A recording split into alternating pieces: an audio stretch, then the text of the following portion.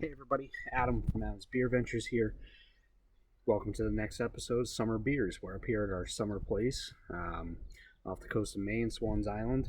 You can see behind me, we got the beautiful harbor uh, views that we got right off the house. So I'm right here off the deck, and I got some brews to talk to you about. Continuing on with the part 3 of the Summer Beer series. So now, mix things up a little bit here because we did stop at Atlantic Brewing. We're going to talk about them. And I got some Magic Hat and, of course, Sam. So let's go ahead and dive right in. I feel like we should just start with the big boy. Let's go to my the go-to default summer beer. Probably the first summer beer, if you will, that I ever had. And of course, I got it in cans this time, and that is, of course, the good old Sam Summer Ale. It's a great go-to beer for this time of the year. Actually, I could probably drink it any time of the year because it's light, it's refreshing. It's pretty consistent in the product, so I'm pretty happy with that. I apologize, you might hear the wind. It did get a little windy. I had to wait until we got some overcast because the weather's been okay. But the sun was actually too bright in the direction, so I couldn't film. But now we got some overcast, trade off with the wind. But here we go. So here's the pour of that Sam Summer Ale. Nice golden color to it. A little bit of a white head on it, but overall, looks pretty good. Smells good. So with this one, you can really pick up on that citrus, on those orange peel notes there. And as expected, that is a very good beer. It is. I said this before. The big boys, like Sam Adams, Budweiser, Coors, all those places, they're around for a reason. They've had a good beer product for so long that there's a reason they're around, and whether you like them or not, you still have to respect them for what they do. And I respect Sam Adams. They do have the craft. They were kind of the pioneers in craft brewing, and they offer quite a bit. And they're a great go-to beer year round. I mean, I'm hard pressed to find something from Sam Adams I haven't liked. I can only recall one. Talk about that another day. But cheers to Boston Beer Company, Samuel Adams. I'll finish that off in a little bit. My wife's here anyway, so she can help me out with some of these beers. She's going to have to. All right, so let's go a little bit closer to where I am. We'll go with something a little bit different. We haven't talked much about IPAs during the summer one, because typically IPAs tend to be a little bit on the heavier side, not necessarily not refreshing, but sometimes when you're out and you're doing stuff, you don't really want to have an IPA. You want something that's light. So that's why people go more with the summer style ales or the blueberries or the sours and stuff like that. But when I was up at Atlantic a few days ago, I picked up this, and I actually brought it on a hike with me yesterday, and got to try it out up there at the top of the quarry that I was hiking on. And this is from, again, it's from Atlantic Brewing Company. This is the Islander IPA. Now, I was actually really, really pleasantly surprised when I sipped this, because I was expecting a heavier, like around 5 to 6%, and I was not expecting this to be as light and refreshing as it was. And I heard good things about it, and sure enough, there it is. Pretty good beer. And this comes in at only 4.6%, which is pretty good. So here we are. This one's got a little bit darker amber color to it. Very lots of floral notes and citrus notes with it. And it's got a thicker head on it. I like that.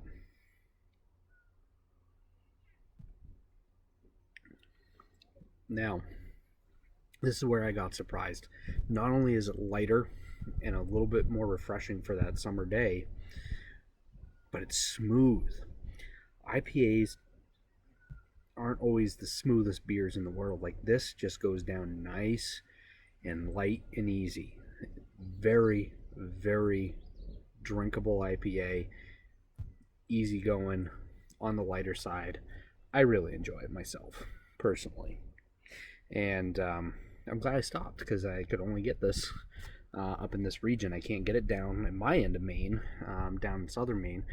It's only really around here, and I, of course, went into their shop while I was there and picked this up, so because I really wanted to try it anyway. So, cheers, Atlantic. Come back to you guys here in a minute. And again, I will finish that beer off later. So, let's move on. Now I'm going to go to another brewery. We're heading out to Vermont now. Kind of. The reason I picked this one out, I've been searching for this beers from this brewery for a while now. A few weeks since something big got announced.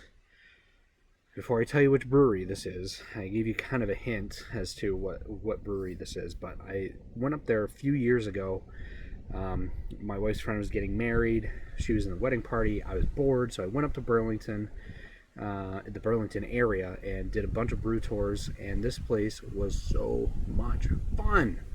It was one of the craziest little breweries, and it wasn't really little. It was a good-sized brewery, but it was fun. It was the atmosphere was electric. There were people from all walks of life coming in just to see it because it was so crazy, and their beer was famous, of course. The brewery I'm talking about is Magic Hat Brewing Company out of South Burlington, Vermont, which they're no longer out of South Burlington, Vermont. They're shutting that brewery down, and they're moving to Rochester, New York, their entire operation. They did sell the brewery to Zero Gravity, I believe it was, which is good that they're still going to be a local brewery in there, but Magic Hat was like... It was them and the Alchemist in Vermont that really kicked it off for Vermont craft beer. And of course, Magic Hat is known for their number 9 beer. That's their like flagship beer.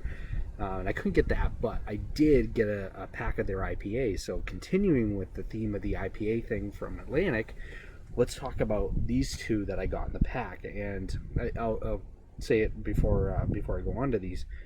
The entire pack has been outstanding. I've never been the biggest fan of Magic Hat as far as their beers, but they put out a good product here, and I never hated them. It just number 9 wasn't really my thing, but I know a lot of people would drink it quite frequently. So, but I wanted to get in on the Magic Hat thing before they left Vermont. I think that they're pretty much shut down now, but it used to be. That's one of the most fun breweries I've ever been to. It was just a blast. It was so neat to go into that store. It was just so unique. The atmosphere was just, you had to be able to go. I'm glad I was able to go when I could, and I look forward to maybe getting out to Rochester, New York to check out the new place. So let's go ahead and talk about their hazy pale ale called Easy Miles. All right, and this one comes in at 5.2, so it's not a very heavy one either. Now this one, I took it out and tried it the other day because it was foggy up here. It was gross. But fog is part of Maine Island life, or the Maine coast life. And we've actually been pretty foggy down in our house down in York for a couple weeks now, and they were, of course, up here, and they're off the coast. So the hazy goes well with the fog, right? There you have it. Nice, again, nice golden with a little thin white head there. Now, for the notes, it's subtle. You can definitely tell you're about to drink an IPA, but it's very subtle notes there. But when you drink that, it's got a nice, smooth, citrusy flavor to it, and that flavor kind of pops. It doesn't last very long, but it's there, and then there's a slight little bit of bitterness on the end, but not enough to be off-putting, which I found to be with a lot of IPAs lately. That's why I've been trying to avoid IPAs, to be honest. I've been in more of a lager mood than anything else, but I've got all these. So, Yeah, this is a great one. Very good.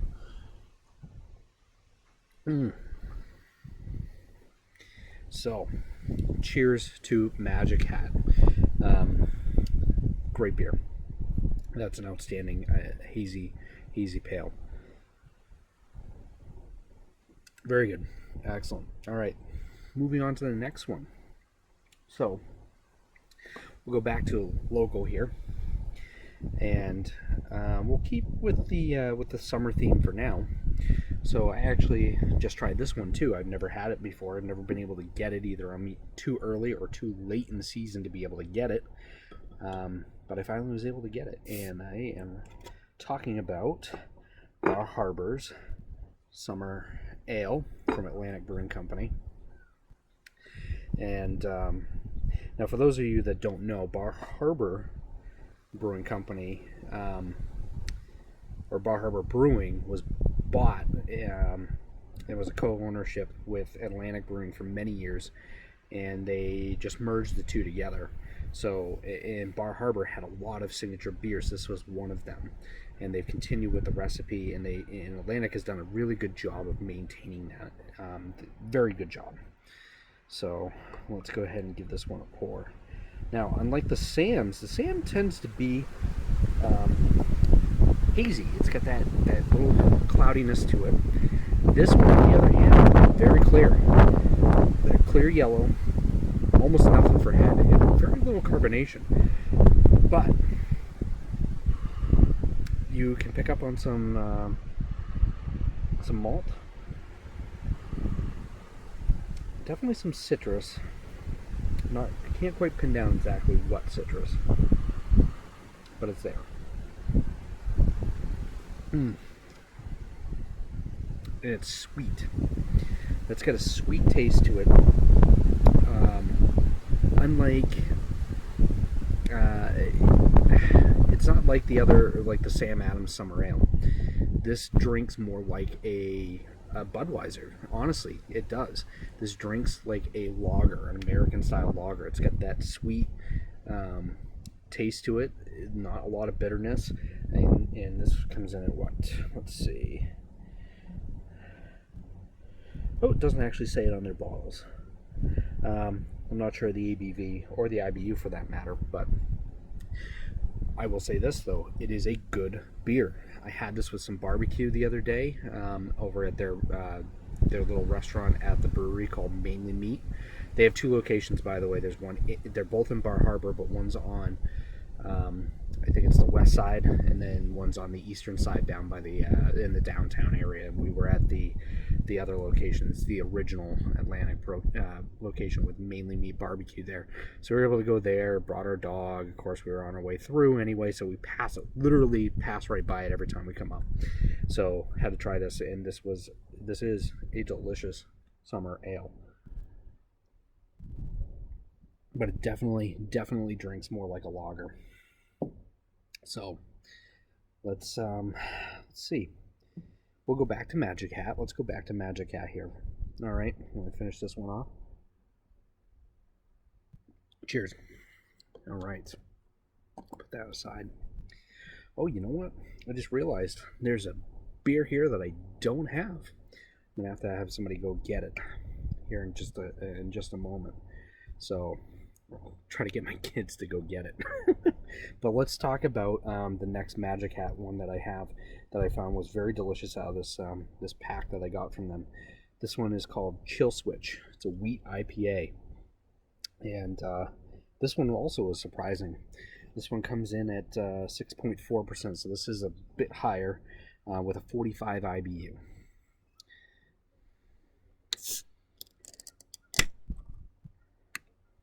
All right. Let's see if I can pour this and get my son's attention to go grab me another beer, and I'll have to say the name of it so you guys will know what it is ahead of time. Just a second.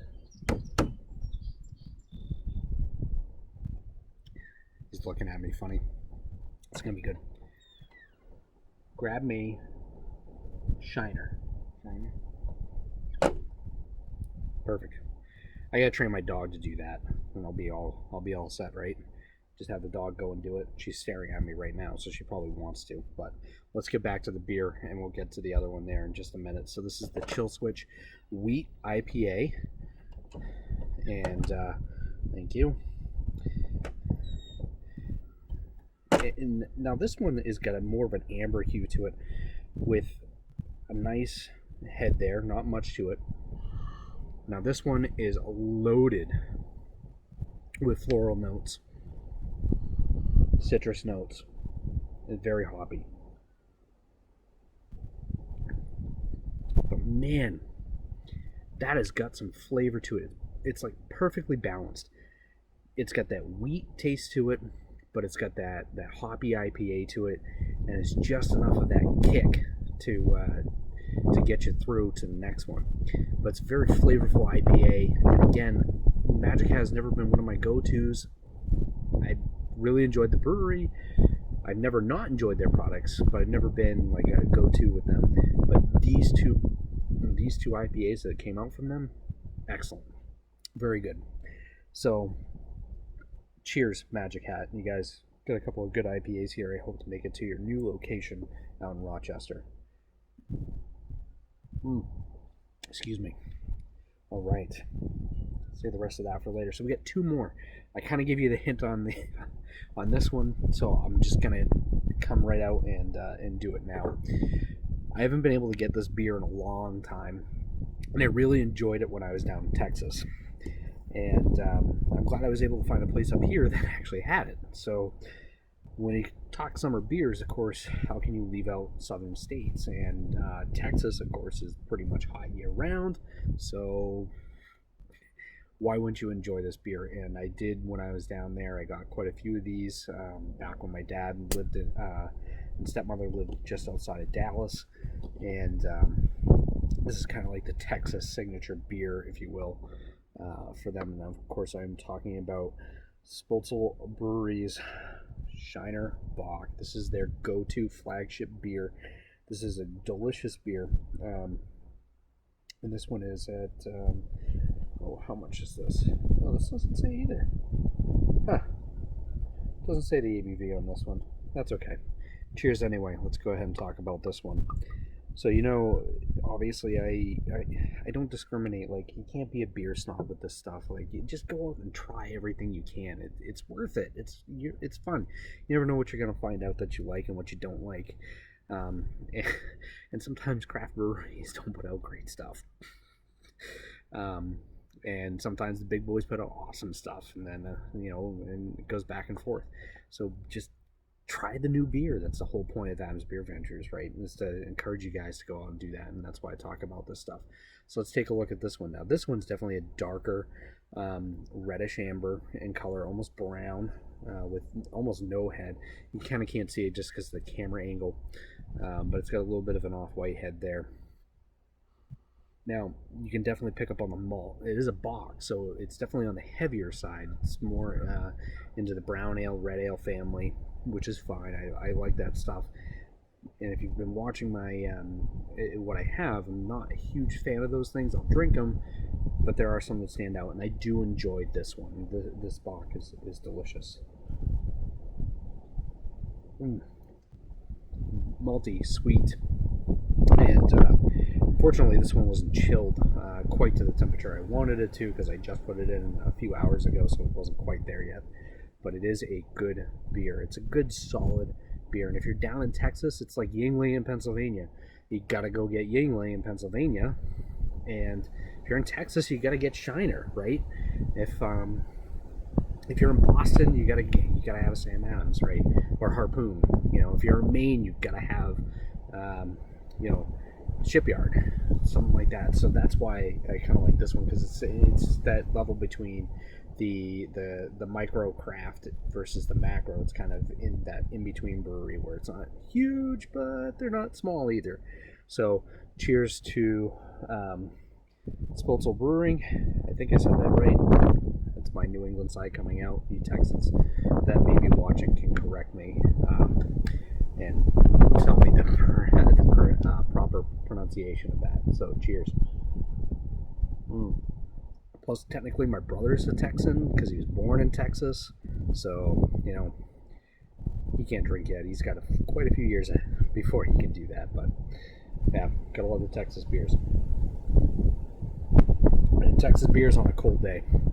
Again, sorry about the wind. You guys might not be able to hear me over the mic. I hope that that's not the case. I'm not sure. We'll see during the editing. So we're going to move on to the last beer I have. This is, again, another one of those beer styles that come summertime is a staple, especially in New England. I suppose it could be pretty popular throughout most of the northern states because this is a summer fruit product. And of course that's keeping with the blueberry ale thing, and this is Bar Harbor Blueberry Ale from Atlantic. Again, another beer that came over from Bar Harbor Brewing. Oh, excuse me.